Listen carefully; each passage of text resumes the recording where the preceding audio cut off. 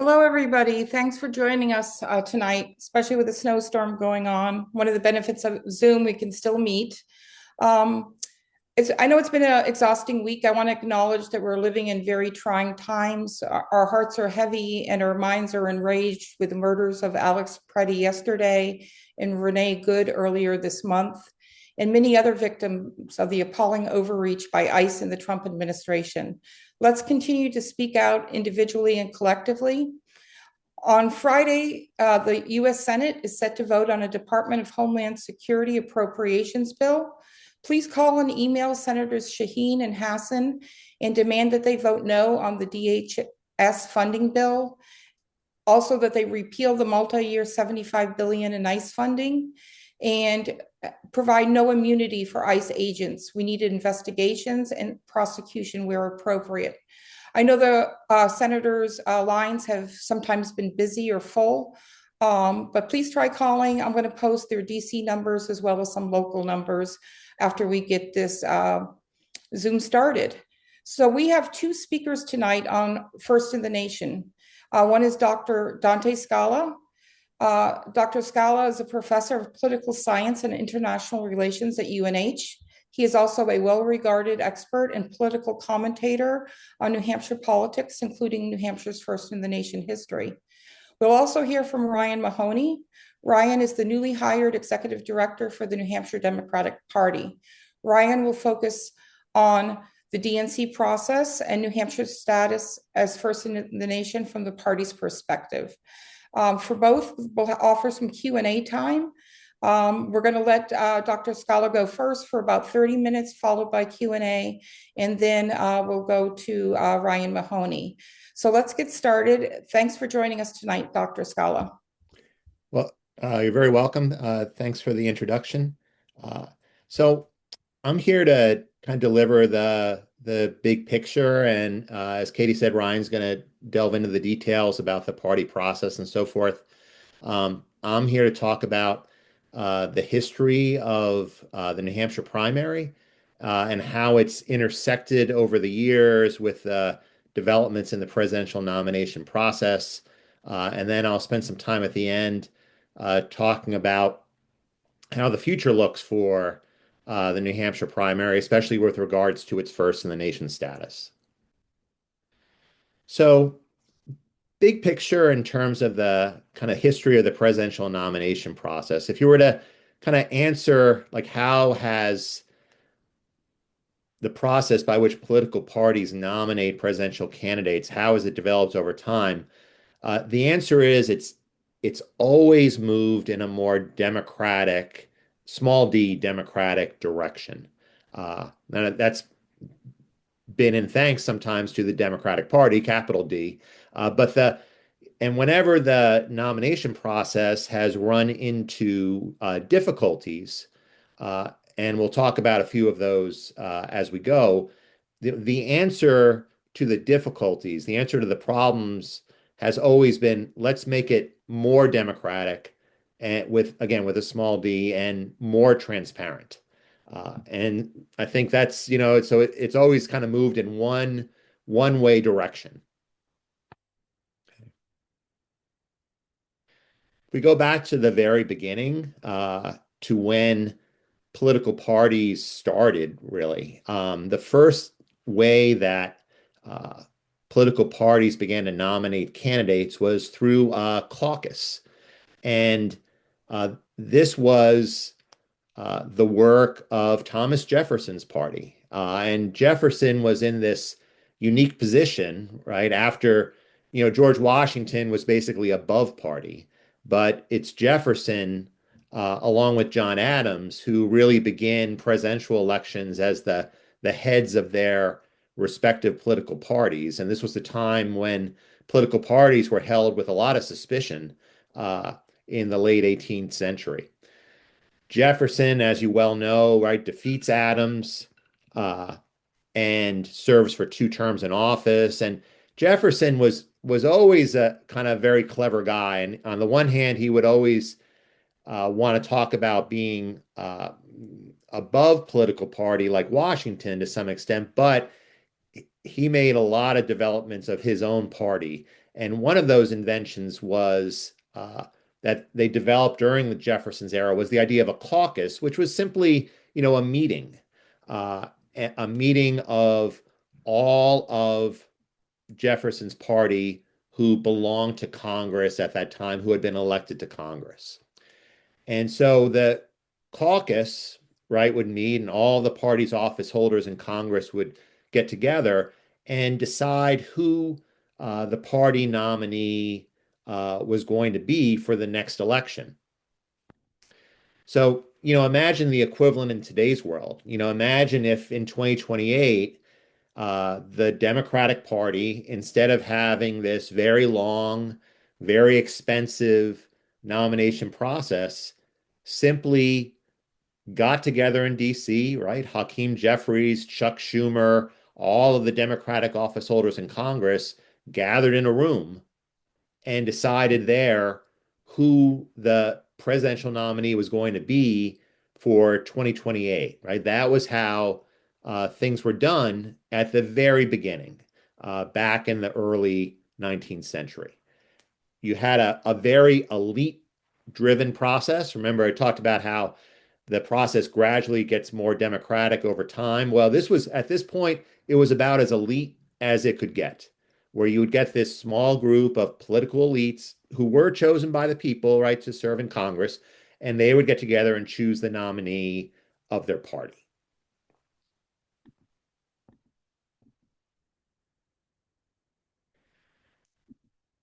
Now, this process, right, what we call political scientists call the caucus system, basically falls apart prior to the election of 1824. And in part, that was because Jefferson's party, right, the Democratic Republicans, uh, as they were called back then, actually did too good a job. Jefferson's party was so successful that it basically drove the Federalist Party, right, the party of Alexander Hamilton, John Adams, George Washington, basically drove them out of business. And so for some time, uh, the United States was basically a one-party system. And as you well know, right, what keeps a political party sharp is competition, right? The idea that you can win or lose an election depending on how well the party works on behalf of the candidates. But if it's all one-sided and your side's going to win, that party discipline tends to get a little bit lax. And that's kind of what happened in the run up to 1824. There wound up being several candidates involved. The party couldn't decide on a nominee and make it stick. So this whole caucus system falls apart. This is at the time when you've got John Quincy Adams, John Adams' son, running against Andrew Jackson. They face each other twice. Jackson wins the second time. And Jackson's party, right, now your party, decide to do something different once they hold power and not have a caucus anymore, but rather have a convention. And again, the party convention is one of those devices that has now lasted for about 2 centuries. And basically, it was another kind of meeting, like a caucus, but it was a national party meeting. And it was much broader than a caucus, right? State parties would send groups of delegates, and those groups would vary depending on, the size of the state, population, things like that. And at the time, state party leaders had a lot of say over who the nominee was going to be. So it was a little less elite than the caucus system, but it was still rather elite. Those state party leaders, who were eventually called bosses, basically controlled their delegations. So if you were a party delegate, you were a loyal party person, you might get to go to the national convention, have a great time. But it was the state party leaders who were basically getting together in the uh, infamous back rooms filled with cigar smoke, etc. And they would bargain with other leaders over who the nominee would eventually be. And those party leaders would control their delegations. ultimately, right, it was back then, conventions really mattered a lot because it was conventions that decided who would be the nominee, and the candidate would need to win a majority, or in the case of the Democratic Party, a supermajority of delegates in order to become the nominee of their party.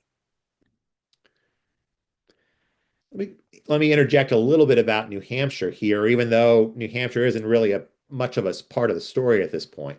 Um, you know, this idea, though, that New Hampshire, the New Hampshire primary, one of its attractions is that it's an exercise in direct democracy. And our tradition of direct democracy goes all the way back to town meetings, right, which date back to the 1620s in New Hampshire. In the 19th century, which is the time we're talking about, New Hampshire wasn't holding a primary yet. Indeed, primaries hadn't even been invented yet. But New Hampshire did have a national profile, and here's how.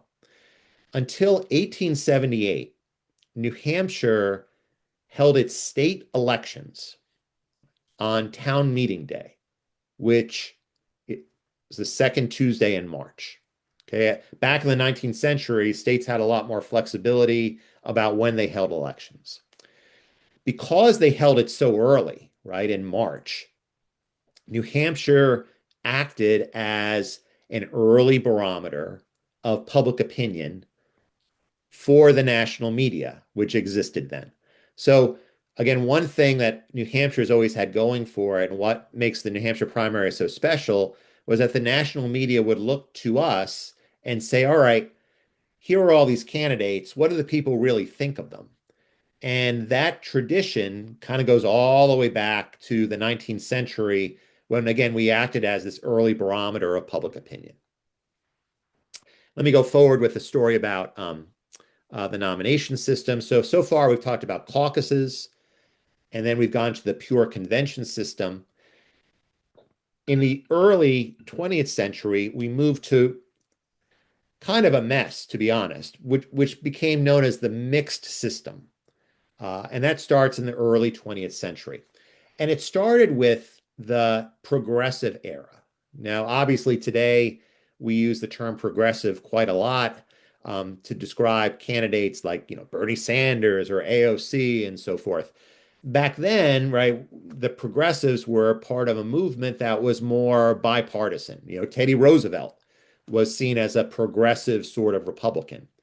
And the progressive movement was this reform movement in American politics that wanted to end corruption, move the nation forward, change its political processes to adapt to a changing economic and industrial system. And so one of the things progressives wanted to do was to end the power of the party bosses. These progressives said, hey, party bosses, all they care about is election and re-election and the patronage and so forth. We need to get away from that. What can we do to stop the party bosses? One thing was to take the power of party nominations out of the hands of the political leaders, the party leaders, and give it to ordinary folks, ordinary Democrats, ordinary Republicans. Let them have a say in an election, which became known as a primary, to select their party's nominees for various offices. So New Hampshire was one of these states that made the switch to primaries in the early 20th century. So presidential primaries start then. However, like a lot of reforms in American politics, they're not fully realized. They only get halfway done. So what happened was you had some states starting to hold presidential primaries, but there weren't enough of those states controlling enough delegates to deliver a majority to a candidate that was participating in these primaries. So even though we had primaries, it was still the case that party bosses, as well as conventions, still ultimately decided the nominee. And so then why did candidates even bother to run in these primaries? Well, they ran to show off. Okay. Candidates would use primaries selectively to prove to party leaders that they were quote unquote electable, that they had the support, that they could gain popular support. Think about, for example, John F. Kennedy in 1960. Kennedy appeared on paper to have a lot going for him, right? Young, charismatic, war hero, but also had some minuses, right? At the time, Roman Catholic, people were not sure that Americans would elect a Roman Catholic to office. So how did Kennedy prove to party elites that he could win, right? Well, you prove it by winning, right? He went and participated in primaries in places like Wisconsin, West Virginia. And by winning those, he proved to party leaders, hey, I've got support that is broad-based. I can win a national election. And so in this era of a mixed system, primaries mattered a little bit, but they weren't decisive. And of course, here is where New Hampshire primary begins to emerge. So New Hampshire wasn't an especially progressive state back in the early 20th century. It wasn't like Wisconsin, let's say, but it did have these progressive strains to it. One of those happened within the New Hampshire Republican Party. So back then, the railroads were this very influential special interest in New Hampshire politics. And so there was this division within the New Hampshire Republican Party about how much influence the railroad had in state politics. As a result, they move to create a direct primary. They say, okay, this is one way we can offset the special interests, give more power to the people. So 1909, New Hampshire institutes a direct primary law. 4 years later, New Hampshire extends the primary to include voting on presidential nominees.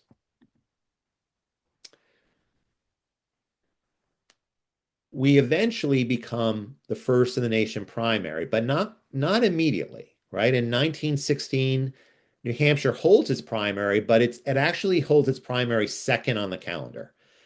It holds it 1 week after Indiana, right? Indiana was once first in the nation and held it the same day as Minnesota. Okay? The reason why it went so early didn't have anything to do with the status that we think of today with regard to the first in the nation primary. The reason was we were being frugal, right? We wanted to save money by holding the primary the same day as the town meeting.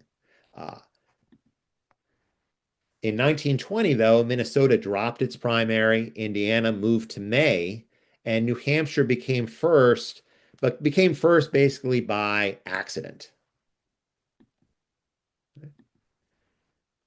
And for the next 3 decades, we're first, but no one really cares, right? There aren't any really significant primaries presidential primaries from 1920 through 1948. And one reason for that was that back then, New Hampshire voters didn't vote for presidential candidates directly, but instead voted for convention delegates. So they would vote for delegates to go to the convention, and the delegates would be for one candidate or another. But in 1952, the New Hampshire legislature decides to jazz things up.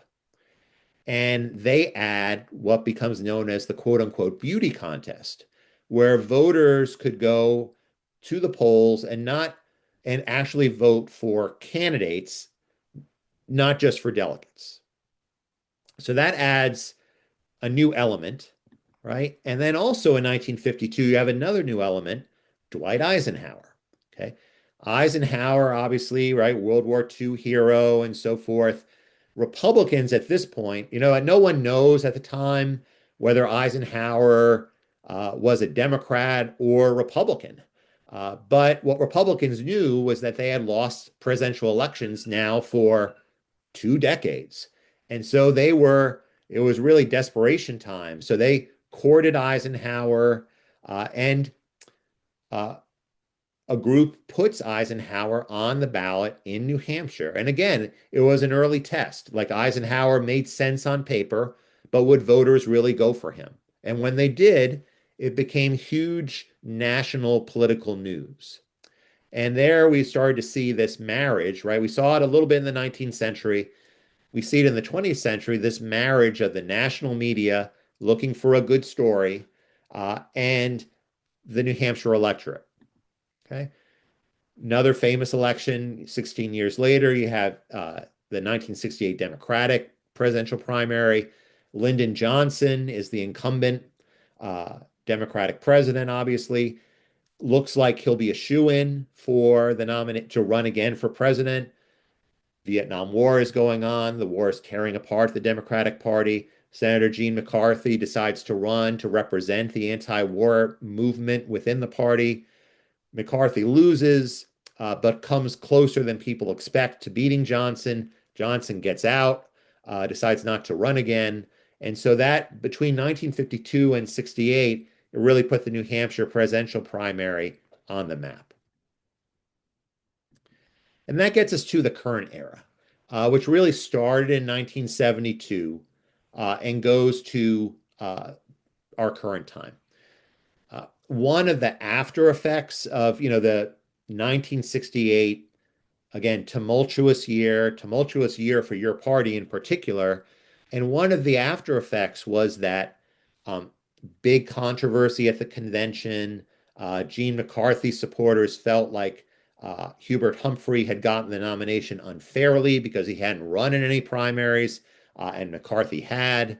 Of course, by this point, Robert Kennedy has been assassinated.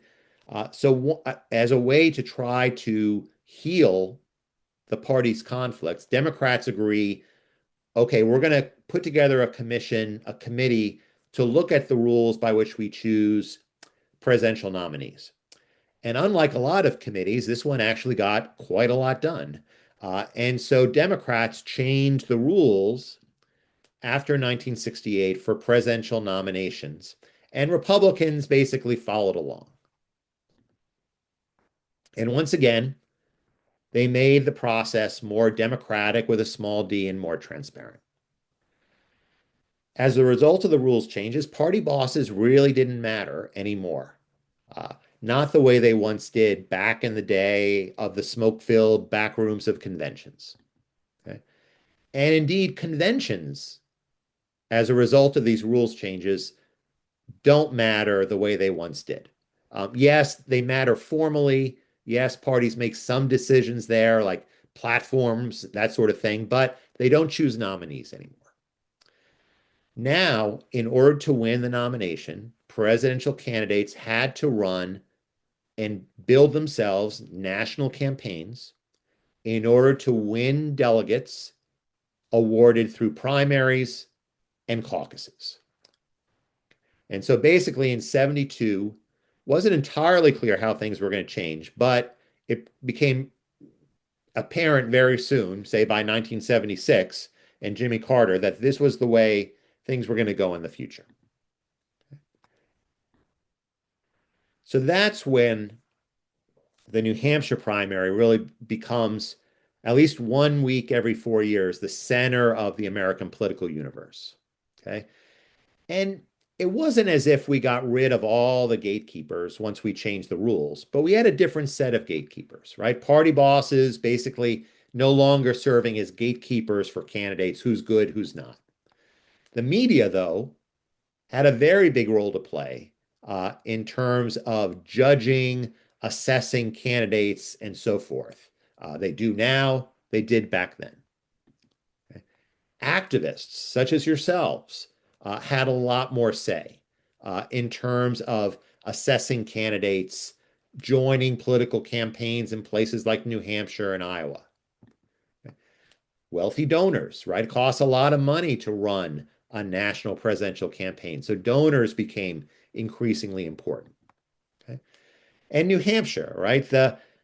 Back in the 19th century served as an early barometer for the national political mood. And starting in well, you can say 68, but definitely going forward, it became the center of national attention again because we went first as this early barometer. Like, what do people really think about these presidential candidates who have been building these campaigns? And again, think back to that point in time. Presidential campaigns worked a lot differently. Like Jimmy Carter's a good case in point. Someone who basically camped in New Hampshire, very little national name identity and so forth, was followed around by some national political media, but New Hampshire put him on the map.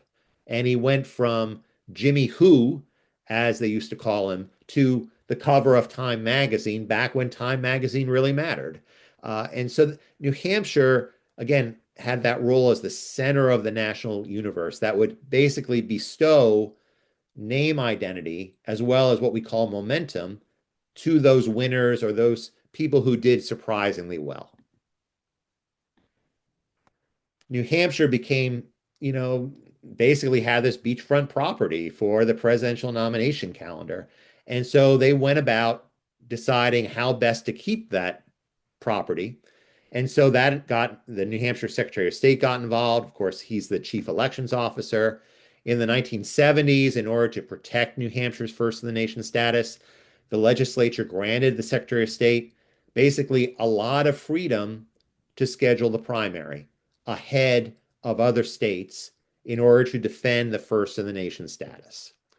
Um, Nowadays, right, the Secretary of State must, by law, hold our primary 7 days before any other primary.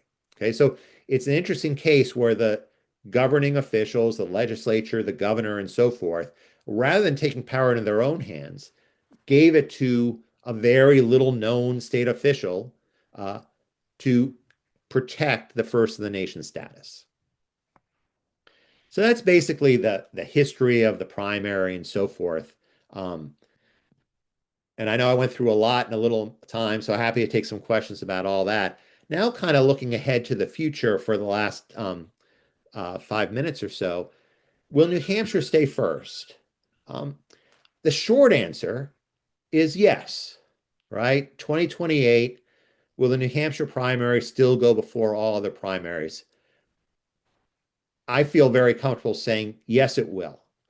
Um, I think there's virtually zero possibility that we're going to change our state law anytime soon. Uh, New Hampshire Republicans and Democrats don't agree on much, but they do agree on that. So therefore, no matter what the National Democratic Party decides to do with its schedule, um, New Hampshire is still going to make its own decisions about when to hold its primary. And that's, one of the weird things, frankly, about the nomination process is that there's no one authority that's completely in charge, right? It's not Congress has never taken this up. It's a real mix of, parties have some say, but states also have some say in parts of the nomination process. But I do think before, you just take away the yes, I think there is a longer answer though about New Hampshire.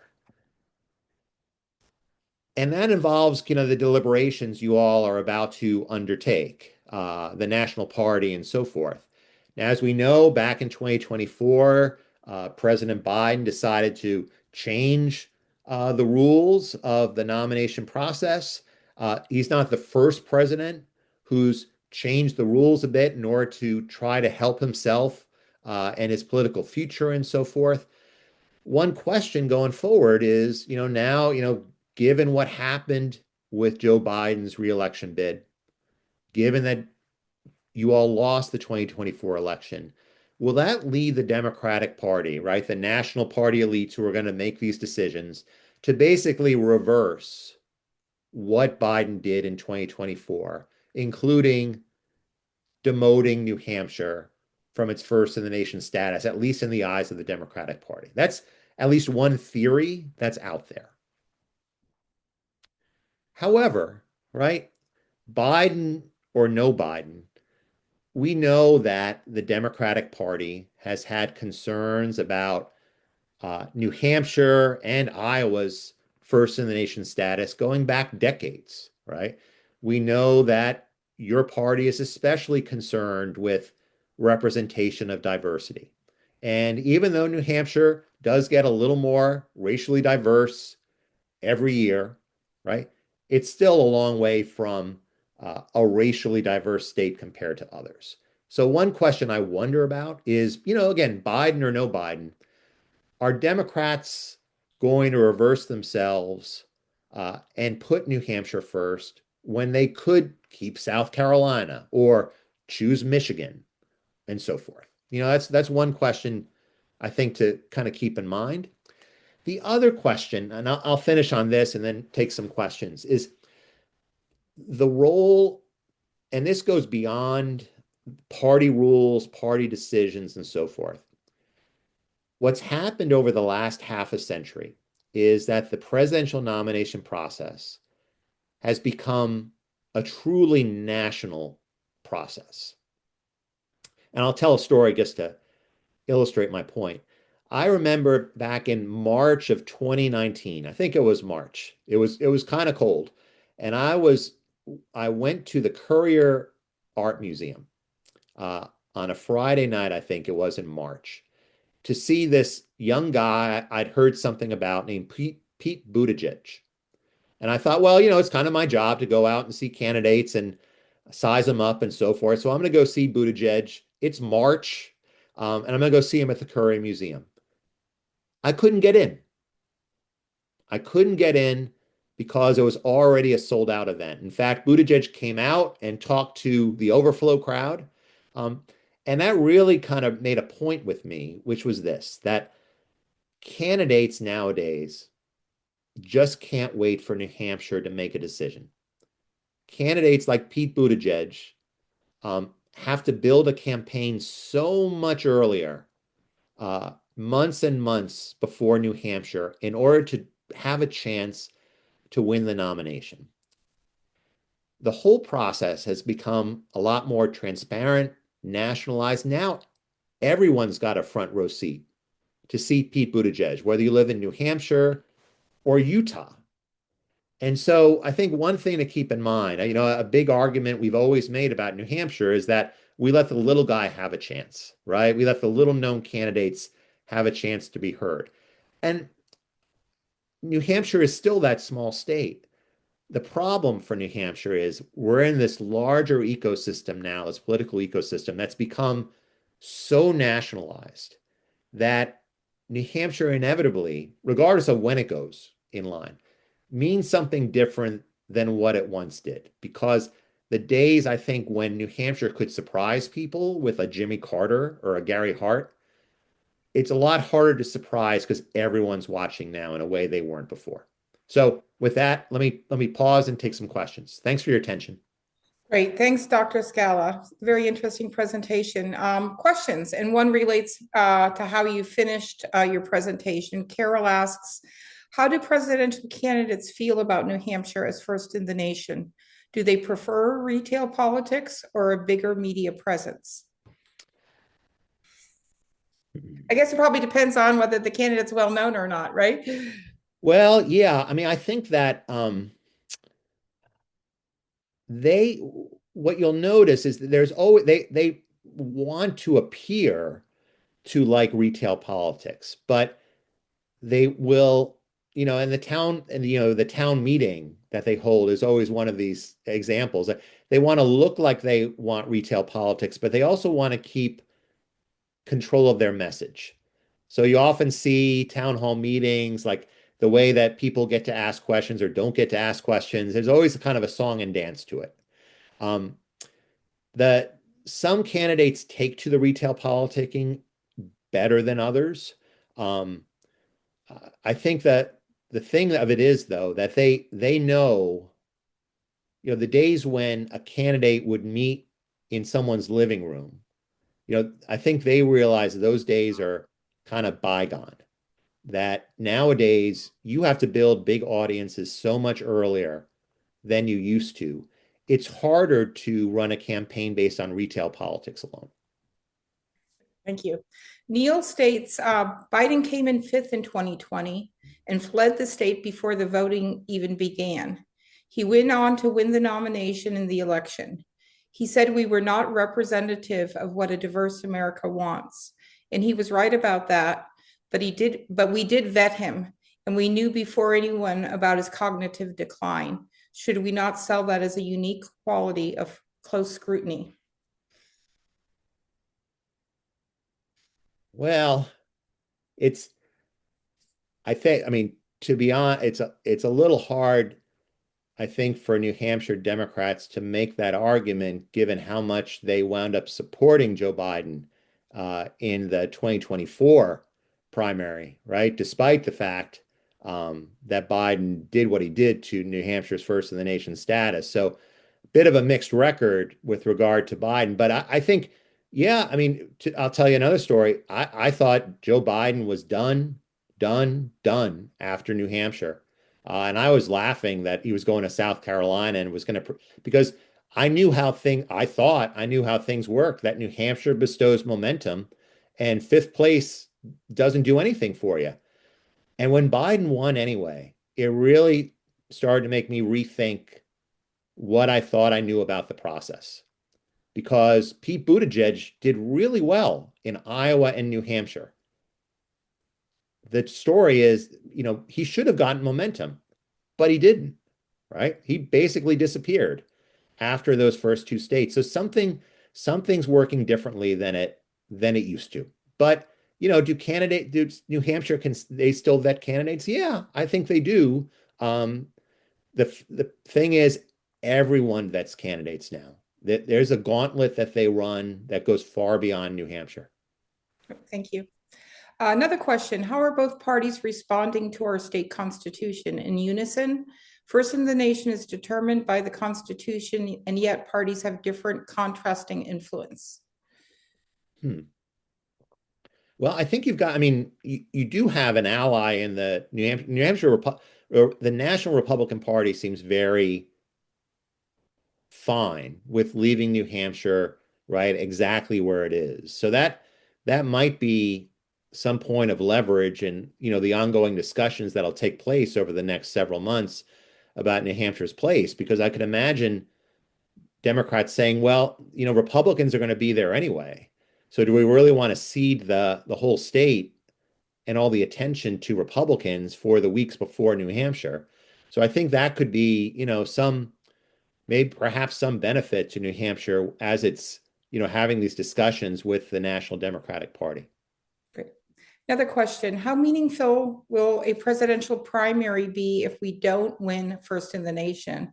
And how should down ballot candidates respond or prepare for that? Well, I mean, a New Hampshire let's say, New Hampshire is scheduled second or third. And, again, the law would have to change for New Hampshire to accept, the state of New Hampshire to accept that. I think if New Hampshire went second or third, in a hypothetical, they would have that role of helping to winnow down the field. The funny thing of it is, though, is that even when we go first, I think we're doing a lot of that, kind of winnowing down the field, rather than presenting new candidates to the nation. Our role, I think nowadays, it's really hard for candidates to surprise anybody and burst on the scene. Those things happen months ahead of time, like Pete Buttigieg, case in point. Down ballot candidates, I would say down ballot candidates should just run their own race and not even pay very little attention to presidential primaries. Thank you. There's a question about who you see that may gain traction for 2028. Do you have any front running favorites in mind? On the Republican side, you have Vance and Rubio, of course, and maybe just Vance. On the Democratic side, you have, Gavin Newsom's built a lot of name identity very early. And one thing I've learned is that's not decisive, but it sure helps. I mean, to build name ID months and months ahead of time. I'm waiting to see whether, some candidate from, the Midwest, a Midwestern Democrat emerges because, you do have to think about, a California Democrat. California Democrats know a lot about winning in very Democratic states. They know somewhat less about winning states that are swing states. So that'll be kind of like a question I think to look forward to. Question from Lauren, which kind of echoes some of my own concerns. She says the New Hampshire Dem leaders supported Biden last primary. They helped Biden close the doors to a primary by having the write-in. The party leaders ignored other viable candidates such as Dean Phillips. Doesn't the move to a TV campaign give more power to the status quo party leaders and lessen the impact of the general populace? In other words, make the process less democratic. I don't know about, well, I don't know that it helps this nationalization process helps party leaders in any one state. I do think it makes donors more important. But that includes small donors as well as large donors.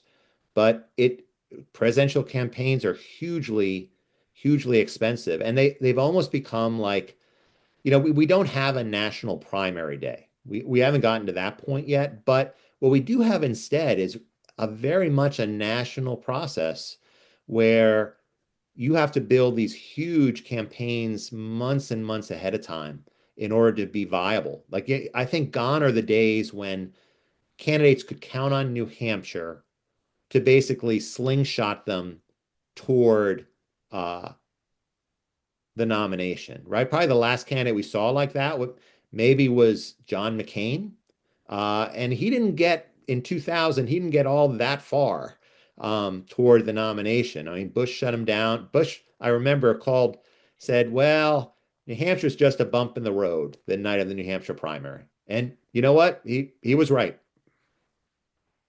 So we have one last question from Carol. She's curious as to what political podcast you listen to and that you might recommend to us.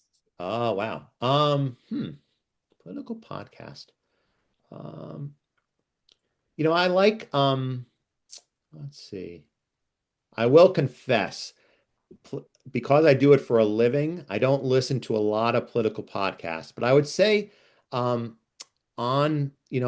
always find Ezra Klein interesting on the left. And I have my old co-author of a book I wrote several years ago, Henry Olson, on the right, is very good on elections and campaigns. So I'd recommend them both to you. Right. And lastly, Representative Matt Wilhelm, who told me last week that you were his favorite graduate school professor, he asks, and when are you going to start a podcast of your own, Dante? Representative Wilhelm, if I do, only if you'll be the first guest. The podcast universe, a little saturated at this point, I got to say, though. I might have missed my moment. Yeah, well, he'd make a great first guest because Matt is extremely articulate, and we do appreciate him in the State House. Well, one last question, and then we're going to move on. It just popped in. Lily asks, why does Fox News have such a public location every primary cycle, but CNN and other Democratic news sources don't get the same attention? She says, I know the Fox News sets up at the hotel restaurant I work at. I think that's, if I'm not incorrect, that's the Bedford Village Inn. And the local school plays in the band on the news, wondering where the Democrats' representation is coming in our state.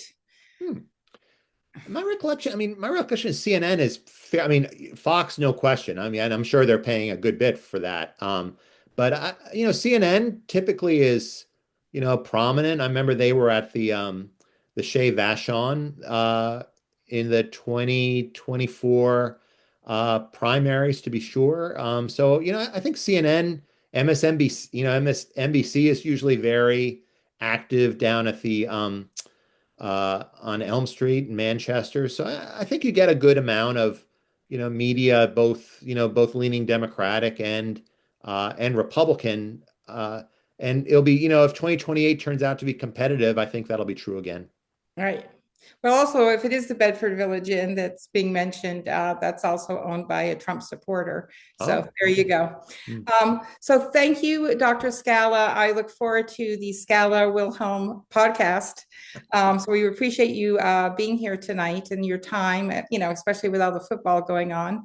And we're going to kick it over to Ryan Mahoney, who, as I introduced, is the new executive director, actually the returning executive director at the New Hampshire Democratic Party. And Ryan's going to talk to us about the DNC process and how the New Hampshire Democratic Party is approaching that to ensure that we will continue to be first in the nation. Thanks for joining us, Ryan. Oh, and thanks for having me, Katie, and good to be with everybody.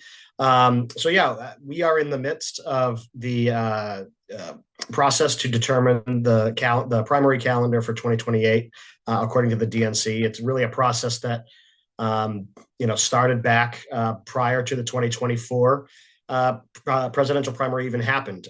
In that letter that Dr. Scala referenced, where President Biden changed the schedule, one of the things that he also told the DNC is that we should reevaluate the primary calendars every 4 years. And so the DNC was planning on doing that and has done that. So the way that the process works is through the Rules and Bylaws Committee. So it's a committee of 49 appointed members from across the nation, all appointed by DNC Chair Ken Martin.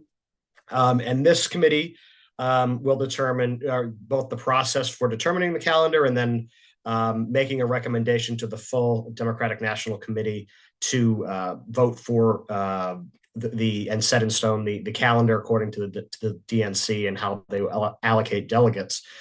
So the Rules and Bylaws Committee set a process where states would be asked to submit proposals to hold primaries or presidential nominating contests ahead of their nomination window. So the nomination window typically begins with Super Tuesday. So think March, that first week in March, second week in March, and gave state parties until last Friday, January 16th, to submit applications for the Rules and Bylaws Committee to consider. New Hampshire was one of 12 states to submit their application. They separated into 4 regions. So here in the East, it's New Hampshire and Delaware who submitted. In the Midwest region, Iowa, Illinois, and Michigan submitted applications. In the South region, we have North Carolina, South Carolina, Georgia, Tennessee, and Virginia that submitted applications. And in the West, Nevada and New Mexico submitted. So the process that the DNC Rules and Bylaws Committee has outlined is that they will eventually choose at least one state from each of those 4 regions to hold an early primary, and potentially up to 5 in total, so they could select a second from one of those regions. The process, as we're working through right now, is that the committee is reviewing the applications submitted by the various state parties. They have a meeting next weekend to start looking through the applications, but we expect the process to run throughout the spring.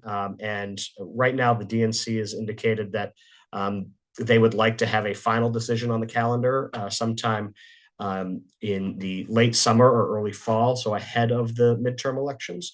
Again, that was their intention 4 years ago, but so all of this is subject to change. The committee that's looking at the proposals for states to hold early primaries asked for states to submit their qualifications on 3 criteria: rigorousness, fairness, and efficiency. And so rigorousness, meaning, how does the state test candidates with key groups of the electorate? So as Dr. Scala referenced 4 years ago, when there was a lot of criticism about New Hampshire's diversity or lack thereof, they have expanded that definition of what they're looking for as far as key voting blocks. So this would include, folks like independent voters or suburban voters, not just based on either race or class.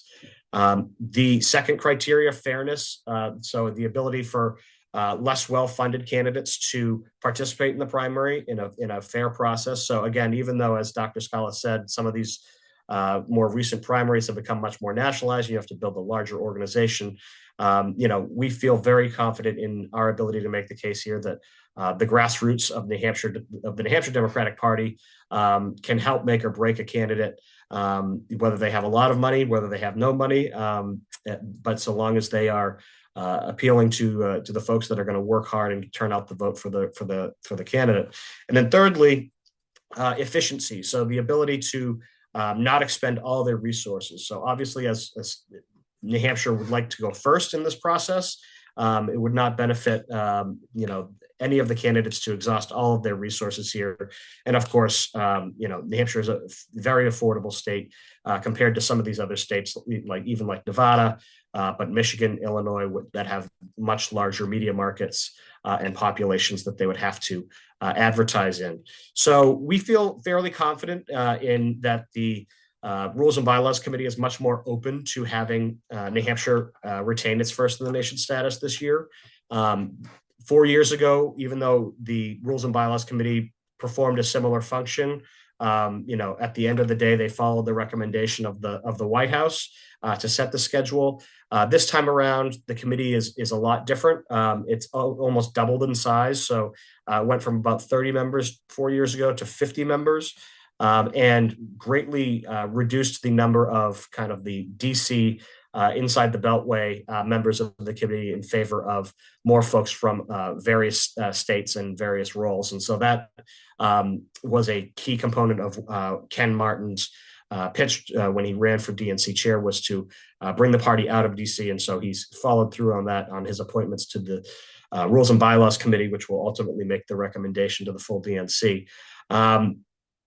I would say, lastly, just kind of procedurally, so New Hampshire has 2 representatives on this body of 49. Chairman Ray Buckley is one appointee, and then our DNC member at large, Joanne Dowdell, is the other member. So New Hampshire is well represented, but obviously we need a lot more votes than just the 2 of them, but feel very open, feel very, very, optimistic about our chances to make the argument to the Rules and Bylaws Committee, and that they will be, interested in hearing us, where we felt last time 4 years ago, we were largely, speaking into the void because the decision was coming from somewhere else. But, happy to answer any questions, but that's kind of where we stand today. Great. Thanks for laying that out, Ryan. It's good to hear that the DNC is kind of broadened the definition of diversity, which hopefully will make New Hampshire look a little more favorable, because we know we don't have the racial diversity. Question received. What will it mean for our candidates if DNC chooses another state as first in the nation? And I'll just add in there, we know we have it in our state constitution. What does that mean for the Republicans? What does that mean for us? So, if the DNC decides to not choose New Hampshire as the first, and we'd be in a very similar position to where we were 4 years ago. So to remind folks, what the DNC decided 4 years ago, or what was the recommendation from the White House, was that Nevada would go first, or excuse me, South Carolina would go first, and then a week later, New Hampshire and Nevada would go on the same day, and then followed by Michigan and Georgia. What ended up happening was the New Hampshire Secretary of State set our primary date ahead of the South Carolina primary. And initially, the DNC did not sanction the contest and said that we had 0 delegates allocated towards the convention. That's always a possibility if they set us as 3rd or 4th in the calendar, and the state law, which would be implemented by the Secretary of State. We could end up in a situation where we don't have any delegates, but I think, and honestly, who knows how candidates will handle it. But what we did see last time was that candidates still came here, even though it was, not as competitive a primary as we had in 2020. We still had folks like Dean Phillips coming to the state. It's still an attractive place, even if there were no delegates allocated. From the Republican end, we As Dr. Scala indicated, we have no indications that the Republicans are interested in changing their calendar, the RNC, the National Party. The New Hampshire Republicans, on top of, their strong support of going first, that's something that we join them in, but it is not necessary, as most of you know, dealing with the New Hampshire Republicans is not the easiest, situation, not the easiest relationship. And usually they have, used our, the status of our DNC process as a way to, question Democrats' commitment to the first in the nation in general, and have not been helpful. But 4 years ago, we all stood in solidarity when the Secretary of State set the date. If we end up in that situation, we'll see what that happens this time. But we feel much more optimistic than we did 4 years ago, at least at this stage. Ryan, correct me if I'm misremembering, but wasn't the DNC threatening in 2024 to like penalize any presidential candidates that came to New Hampshire? Yeah, there were threats of punishing those candidates. That was one that was a threat that was largely dropped in the subsequent discussions with the not just the New Hampshire Democratic Party but other state parties, and they chose not to punish the candidates, but punished the the state party as a result instead of the candidates. Somebody asked, why is it so important to anyone really who goes first? Whatever happens here is almost instantaneously lost a week later on Super Tuesday. Yes, there's money for hotels, but what does it really matter, I guess is the question.